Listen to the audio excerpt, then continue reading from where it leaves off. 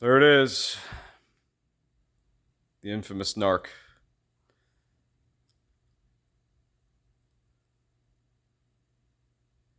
And I'm proud to say that it all works now, because when I started, it did not. Let me slide on over to the back here. Go down here.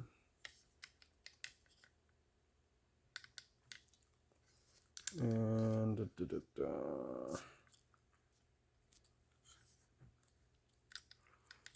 there it is. The Williams Z unit.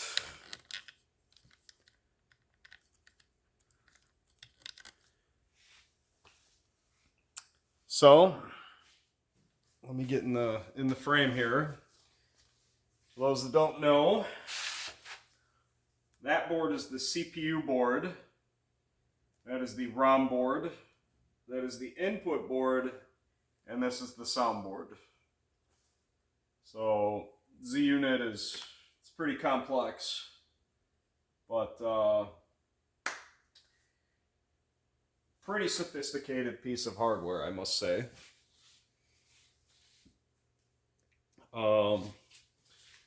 Let's reset it. That right there, that's the error display. If in the event something were wrong with it, it would throw up an error code. So this game, it was advertised as not being run for about 15 years. I think the old power supply got thrown away, but I found an old Peter Chow power supply in here, and I said, yeah, that's going to be the first thing to get replaced. Not that there's anything wrong with Peter Chow power supplies, it's just that one, you know, if it's supposedly sat for 15 years, that's a lot of sitting. So, let me go handheld here for a moment. Show you what's going on down here. There's a new power supply, it hasn't been mounted yet.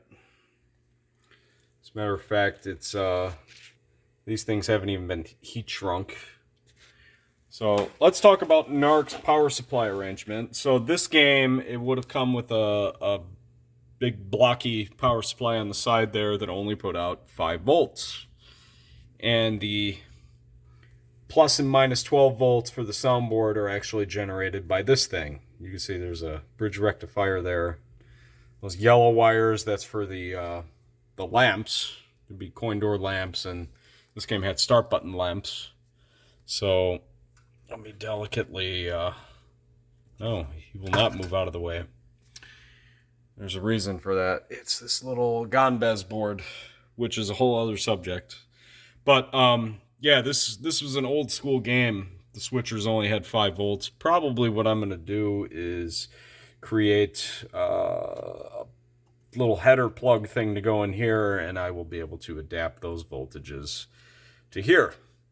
So that would be fun, I think. The game didn't have a monitor. So right now it's got a VGA monitor out of an 8-liner game. And NARC is EGA, medium resolution. So that's why it's got the Gonbez board to adapt all of that. Here's what I was talking about. I was going to make one of these.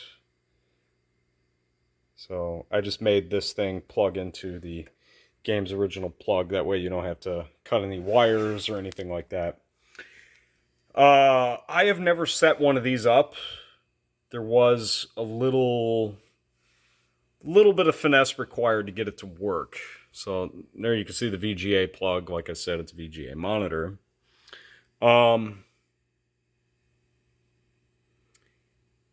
is a positive H plus V sync game. And you can see I only got one sync wire here, and I was able to achieve this by moving that white wire down a spot. You see this right here? I moved this white wire down a spot. Just like the classic Williams games, you know, like Defender, Stargate, Robotron, etc. They actually have an unused pin on their video headers that is for positive composite sync. So I'm quite certain you can do H plus V with that GAN-BEZ, but the catch with this game and Y-Unit games that followed, like Smash TV or the early Mortal Kombat boards, the Y-Unit architecture is actually like a consolidated version of this. Like these three boards are actually consolidated into one CPU board, right? But anyway, I'm deviating a bit. But these games, they run at a 53 hertz vertical refresh, not 60, and that will confuse the GAN-BEZ. So actually what's hidden under here is a resistor. I could find out the value of that, but I'm kind of juggling a camera right now, and I don't want to have any interruptions. But I will list this on my page. I'll have like a link in the description later. So, so let's talk about this. This was the problem on this game. So when I first powered this up, I changed the power supply. I powered the game up. I didn't have a monitor, so I couldn't see what was actually going on. I just went based off of what this thing was saying, and it was saying E75, which I took to be that. ROM U75. No, it's actually not ROM U75. When we got the monitor, we saw there were 3 bad RAMs. So I went with the shotgun approach to trying to fix that issue. So there were a few other chips that I replaced. There's 74LS 574s and 74LS 245s. Those are for like the data buses. I guess there's 2 different data buses that run through these RAMs. It's not going to be an addressing issue because they all share the same address lines. They would all be bad if that were the case, which you would have serious problems if that happened. So these are listed as being 4461 RAMs, and I made a very important discovery about RAMs on these. If you look here, this is a Texas Instruments chip, and then here's my replacement. It's actually an Hitachi. That's the little Hitachi symbol. They're actually all the same. NARC has, I believe, 2 extra RAMs compared to a Y-Unit, but they're the same parts. I always assumed that NARC had more RAMs because there was less density, that maybe they're like half size or something like that, but no, they're actually the exact same. So replacing these chips, these buffer chips, didn't fix the problem. It wasn't until I replaced these that I was able to fix the RAM issue. So now the game works. So let me swing around the front, show you what this looks like. So it does the CPU board test. You can see it just fired right through it. When it had the RAM errors, it wouldn't even do this page here with the ROM board.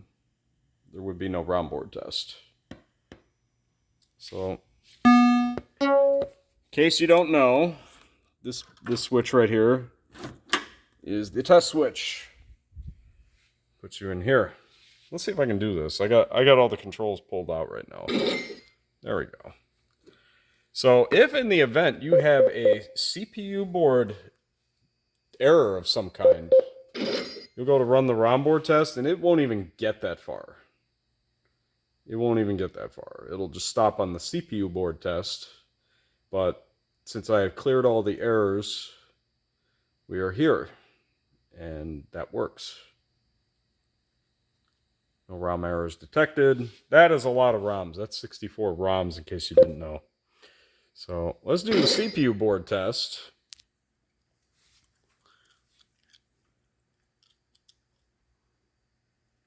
And I believe these are scratch RAMs. That's the RAMs. Probably one of these is a CMOS chip. There's the custom chip. There's a CPU. I don't know why all that other stuff is grayed out. It just doesn't test them, I guess. Unless maybe they turn red if they're bad. That I don't know. But you can see this is focused on testing the RAM. No RAM errors detected. And then there is the soundboard test, which I learned something from the manual on this game. There's a reason why the synthesizer comes first and then digitizer. So the soundboard actually has two separate CPUs. It has two separate 6809 CPUs. One is for the synth and one is for the digitizer, aka the CVSD. And the reason is the synthesizer is actually the master section of the soundboard. If the synthesizer doesn't work, the digitizer will not work at all. So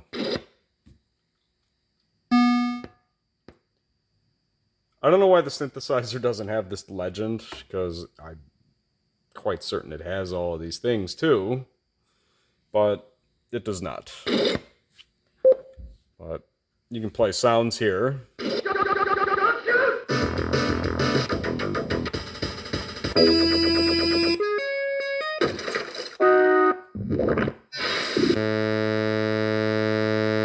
Apparently the DAC is part of that, huh? There's the Yamaha 2151.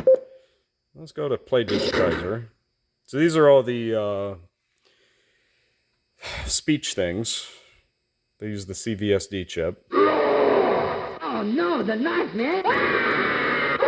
You die, cop!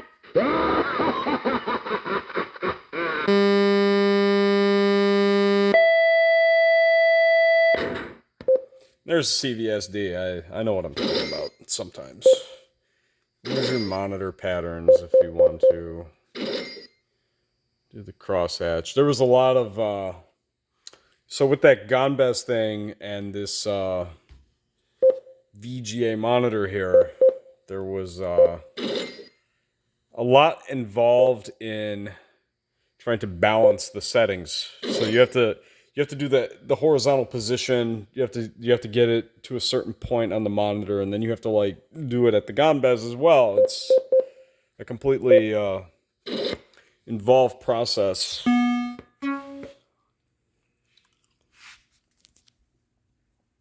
So you can see our lamps, they're like burned out. This game's like 100 years old now almost. But yeah, here's the soundboard. You can see it's got two sections. So there's the CPUs, those are the RAMs. You can see there's the Yamaha chip there. So that's the synthesizer side, and then there's the digitizer side. And there are two amplifiers, which was an aesthetic that was held over for the next games, the Y-Unit games like Smash TV or Trog, High Impact Football. I want to say one amp would have the DAC and the digitizer, and then the other amp would be the two Yamaha channels, if I'm not mistaken. There's got to be some op-amp chips on here. So this soundboard is actually unique in that it's only for NARC. They never used it for anything else. They were able to, I guess, adapt the System 11 pinball sound to the video game platform. There's our input board.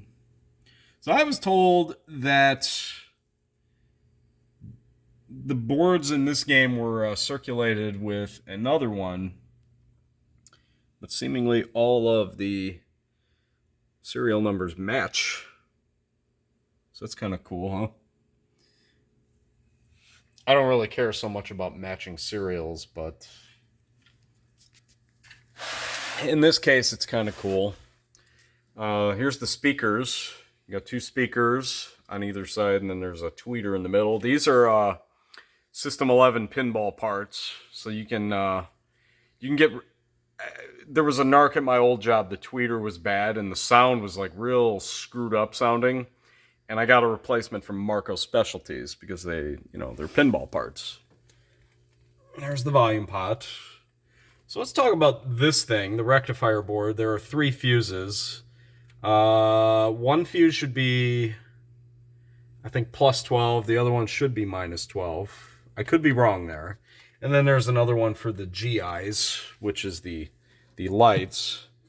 This was pretty consistent with like all Williams games up to maybe Mortal Kombat 1, I think.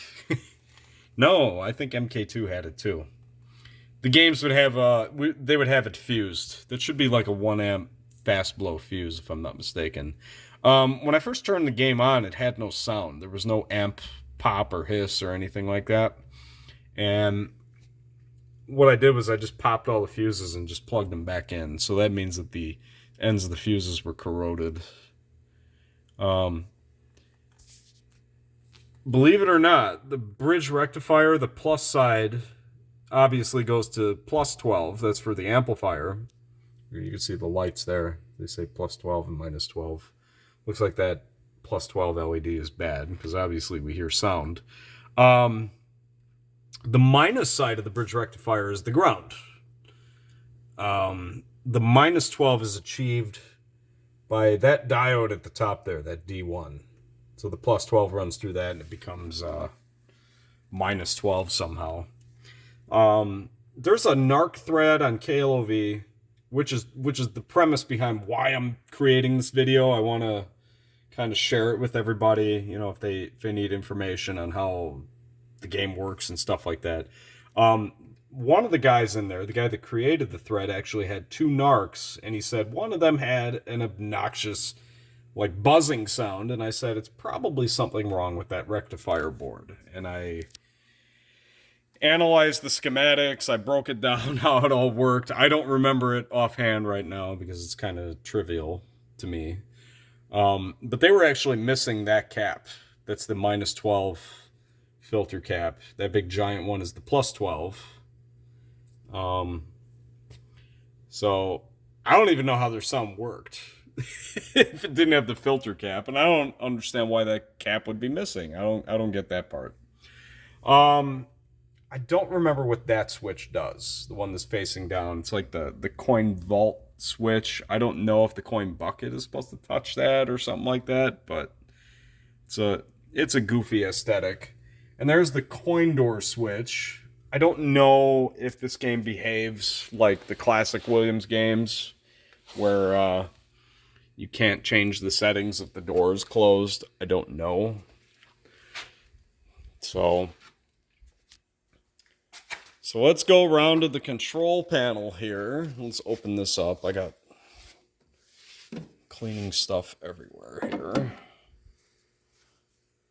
This game needs a serious bath, by the way. So here's this.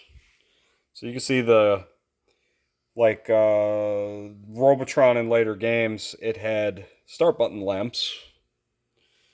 I was talking about the lights, how the NARC at my old job, I actually added little LED. I added sockets like these. I added them to all the buttons to make all the buttons light up.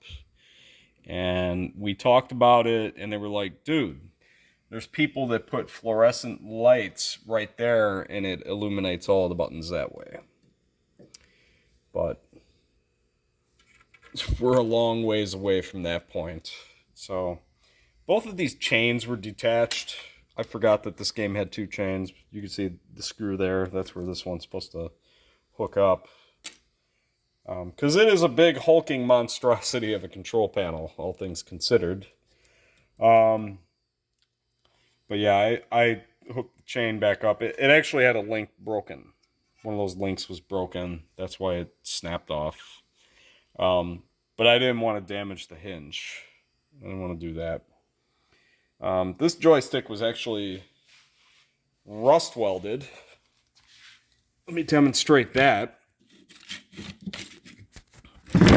I did that. yeah, so what I do when I see games that have like Wicco ball tops is I will give them a twist like this, and you see that one turns. But if they are rust welded, it will not turn because you can see all the rust there. What happens is the shaft rusts to that fitting in the middle of the grommet, which is not cool.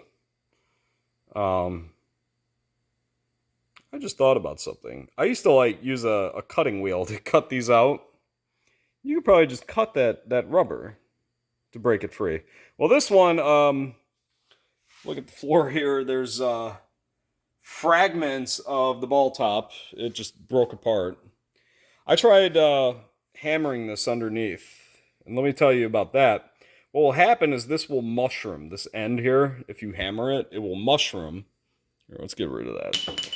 In which case you won't be able to pull the shaft out. If that were the case, permitting you did get it to break free from the grommet. So what I do then is I take the Dremel with the sanding bit and I just go around it, and you can cut all that mushroom off, and you'll be able to get it out. But yes, this game uses 4-inch shafts, and I don't really have a solution for replacing that blue one. So we will figure that out momentarily someday. But it's all leaf controls, which is how it should be. You can see there's some green stuff there. I don't know if it shows it. Yeah, you might be able to see it on here. I see it.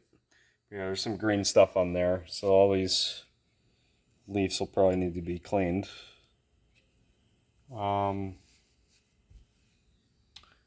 I threw the translucent buttons in a bucket last night to clean them. Unfortunately, the buttons that came with this game are not the ones that have E-clips. It requires a lot of effort to like take them apart. So I cleaned them the best that I could. So this was the monitor power. It's unfortunate we don't have the original monitor that came with the game. NARC, for whatever reason, was a very popular option for replacing missing medium resolution monitors on oh, there it is, Ethernet. They were talking about that. I was thinking FNet, like IRC. But yeah, you'll find monitors in like paper boys that they'll have like the little Williams sticker on them and stuff. I neglected to talk about the 3 back doors. There are actually 3 back doors on this game. Believe it or not, the cabinet actually comes apart in 3 parts. So there's the monitor part, there's the control panel part, and then there's the base part. And each one has a back door. There's 2 safety switches. You see that? 1 and 2. So if you take the doors off and you want to power the game up, make sure that you pull these out. There's 2 of them. And then there's your on-off switch at the top. And then this one swings out just like the old games. We only got 1 latch in this cabinet. They took the top latch out. That was how I opened the game. The coin door was open. I just reached in and unhooked it, and it came open. So I have to figure out what I'm going to do with this Gonbez power here. I wonder if I can make a plug for it or something to extend these wires so I can mount the power supply where it needs to go, and this needs to get screwed down. Right now it's like held in with a zip tie. Game Fixer did that. He was like, yeah, I'm going to do this so that you don't accidentally burn the house down or something. And I'm like, okay, cool. So I want to shoot some cable ties on this. This looks a mess. I'm worried about this. I'm worried about these wires breaking off or something. Maybe I'll hot glue them. That's some real hacky stuff, right?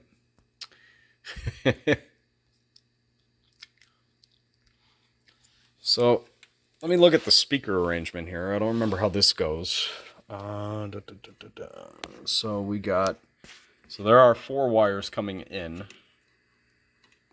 I wonder where those connect to here.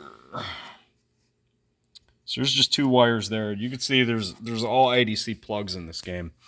If you look at all these wires here, there's actually 4 of each. 4 +5s and 4 grounds. And they were a little ridiculous before because they were like 4 individual forks each, and I didn't have the patience for like screwing those back into the new power supply. But yeah, these wires actually kind of bounce between all of the different things here. And it looks like the soundboard has its own stuff. So, but yeah.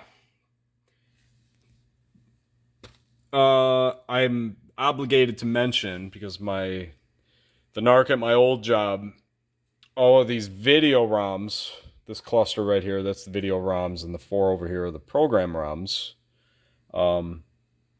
That game, all the video ROMs came up red, and it wound up being a bad custom chip. And I've seen these boards both ways. I've seen them where this is socketed or soldered in. And these are not pleasant to desolder out. I'll just say that much. But these 2 chips, this is the custom chip, and that's the auto erase chip. I don't really know what the auto erase does, but they actually go together. And you can have issues where probably like rows of ROMs will show up red and some might show up green and stuff like that. It could be that at fault. All right. So there was one more thing I want to talk about. Okay, so their error display.